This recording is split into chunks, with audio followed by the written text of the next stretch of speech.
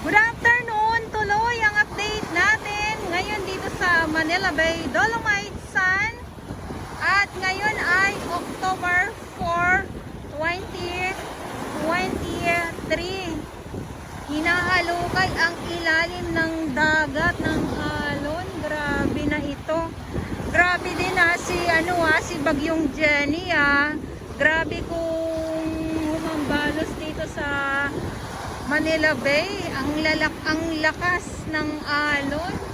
At eto na nga po, no, so dito tayo sa 500 meters ng Dolomite Sun at itong Jeju. Wow, grabe. Mas malakas pa ang alon sa boses ko. Andito tayo sa Jeju na yan. At yung mga ibon, oh. Ayan, oh. Ayan, so pag nasa YouTube tayo dito ito ay palatandaan dito sa 500 meters ng Dolomite Sun. At yes.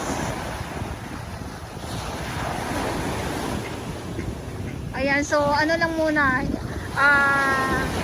nililibot-libot ko lang po ang aking mga mata.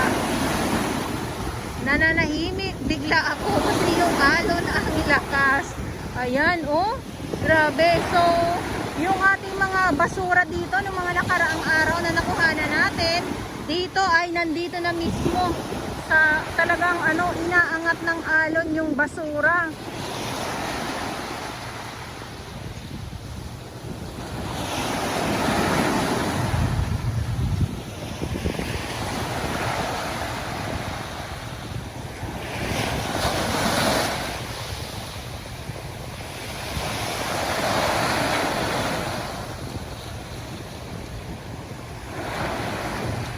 So dahil ay malakas ang alon at hindi ko lang alam kung ito ba ay low tide or high tide pa din, kasi ang gusto kong makita dito ay ang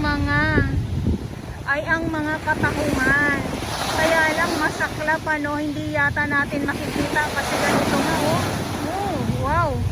Pag ganitong malakas ang alon, ito yung gusto kong masarap maligo sa dagat. Malakas ang alon at umuulan. Kaya lang, dito sa Dolomite Sun ay bawal po tayong maligo. Yun naman yung inaabangan ng ating mga kababayan na gusto nilang magpakita ng abs sa likod. Likod-likod lang muna, Ayan, likod-likod lang. At sabi ko nga sa mga gusto po mag-volunteers, ayan, so punta lang po kayo dito sa mga gusto lang naman po. At mas maganda po, sama-sama po, mas madami ang maglinis para mas madali po maubos itong mga basura na nandito na nakikita nating lahat. Ayan, so ito yung mga ikot ko lang kayo din dito sa may kabilang side para po makita po ninyo yung mga basura din po na inangat na. Basura inangat na ng malakas na alon. Ayan. Or inangat na ni Jenny yung mga halong mga basura. So dito ay halo, plastic, mga kung ano-ano, kahoy, tsinelas, sapatos, at water lily. Ayun na nga yung kangkong, isa na din yung kangkong.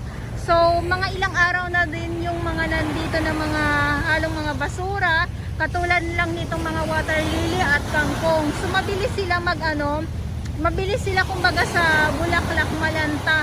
Kaya naging kulay brown na po sila. Ayan, naging kulay brown na sila. At ito yung makikita po ninyo. Ayan, oh. So, sabi ko nga, hindi lang tayo nasa kasagsagan ng kabasurahan. Pag madami ang basura ang Manila Bay, pag malinis din po ang Manila Bay, andito din po tayo, patuloy tayong nag-update para din po makita ninyo. Patas lang po ang laban, patas lang po ang dapat natin ipakita.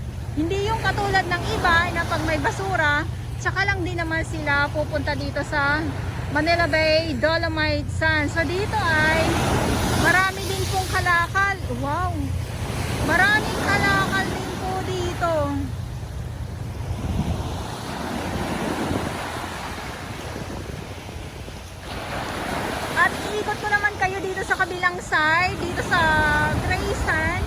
sa dulo ng nitong Dolomite. Eto ayan nandyan tayo galing kanina. Grabe, namumuti.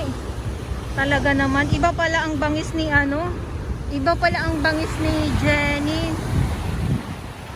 Iba, kasi talaga namang yung halos gusto sumampa ng alon papunta dito sa may ayan sumusugod Sumusugod si Jenny, halos gusto niya pumunta sa kalsada. Diba? Ay, grabe. Gusto niya pumunta sa kalsada, kaya lang hanggang dito lang siya. Ayan.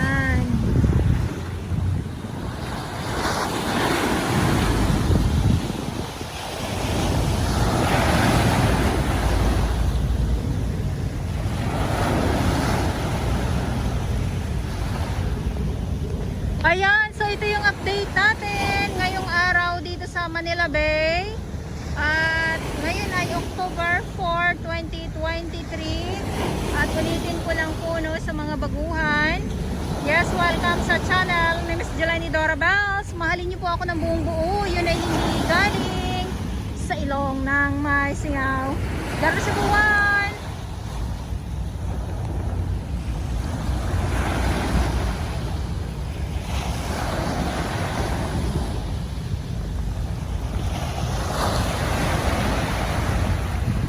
May charger pa.